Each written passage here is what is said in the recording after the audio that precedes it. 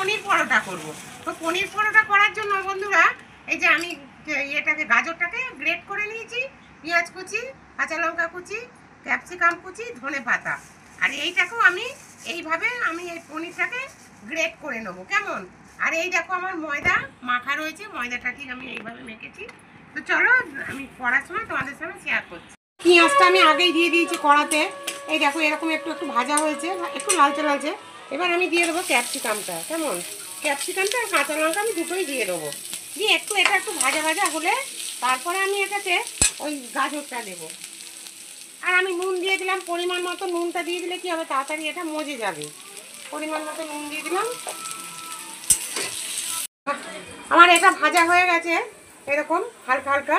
এবার আমি এটাতে গাজরটা দিয়ে দেবো, আর ধনে পাতাটা লাস্টে দেবো। গাজরটা দিয়ে দিলাম। বলো তো দেখো বন্ধুরা, এই যে এইভাবে আমি রুটিটাকে বেলে নিচ্ছি। আমি কিন্তু পেপারে বেলি, জানো তো, আমার পেপার বাঁকবেও না, ছিঁড়বেও না, কিচ্ছু হবে না। এইটা আমার জাদু। কেমন? তো দেখো এইভাবে আমি একটু বড় করে বেলে নেব। বলো তো এবারে আমি এই যে আমি এই সবজিটাকে আমি ঠিক এইভাবে দিয়ে দেবো। কেমন? এইভাবে একটু বেশি করে দিয়ে দেবো। সবজিটা আমার এরকম রান্না হয়েছে, এই দেখো ঠিক আমি এরকম তৈরি করে নিয়েছি। কেমন? তো এইভাবে তৈরি করে নিয়েছি। আমি এইভাবে এটাকে আগে দিয়ে নেব। কেমন? দিয়ে আমি কি করব, এরপরে আমি এই যে পনিরগুলো যে গ্রেট করে রেখেছি দেখো, এই পনিরগুলো আমি এইভাবে এর মধ্যে ছড়িয়ে নেব। কেমন? তো এইভাবে ছড়িয়ে নিয়ে আমি এবারে এই সাইডে এরকম করে জল দিয়ে দেব। কেন বলো তো? এই যে এগুলো না নাহলে বেরিয়ে যাবে। আমি আটা দিয়ে বেলেছি, তো আটা দিয়ে বেরিয়ে যায়, তেল দিয়ে বেলি, কিন্তু নাহলে বেরিয়ে যাবে। তো দেখো এইভাবে আমি পরোটাটাকে আমি তৈরি করে নেব। ভালো করে চিপে নিতে হবে, জানো তো। তো ভালো করে চিপে নিয়ে এইগুলো একটু এরকম ঠেসে ঠেসে দেবে।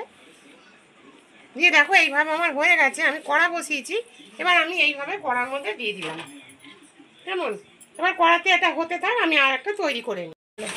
সন্ধ্যাবেলার টিফিনটা এটা খুব সুন্দর মানে মেনু একটা, আর ভালোও লাগবে, খেতেও ভালো। তো এইভাবে তোমরা করতে পারো।